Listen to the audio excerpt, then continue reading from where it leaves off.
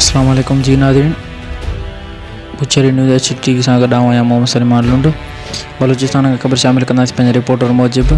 Hub bypass road जे कम में ताख़ीर जे ख़िलाफ़ जमायत अलम इस्लाम जे ज़ेर सदारत बाईपास रोड ते जमीयत अलम इस्लाम ज़िला लसमिला जे डिप्टी सेक्रेटरी जनरल व तहसील हब जे अमीर मौलाना शाह मोहम्मद सिद्दीकी जे क़यादत में एहतजाजी मुज़ाहिरो कयो वियो ऐं इंसामिया जे नाअहली जे ख़िलाफ़ नारेबाज़ी पिणु कई वई। बुचेरी न्यूज़ HTV सां ॻाल्हाईंदे उन्हनि जो चवणु हो त हब शहर में रोज़ हेवी ट्रैफ़िक जे करे हादसा थींदा रहनि था। उन ॻाल्हि जो सबूत कुझु ॾींहं पहिरियां ट्रैफ़िक जी वजह सां हिकु साफ़ी बि लुकमाजल जो शिकार थी वियो, पर इंसामिया ख़ामोशी जो तोक पाए वेठी आहे। उन्हनि वज़ीर आला बलूचिस्तान खां मुतालबो कयो त बाईपास रोड जे कम में ताख़ीर वारे मामले जो नोटिस वठंदे मुलविस कामोरनि ख़िलाफ़ कार्रवाई कई वञे।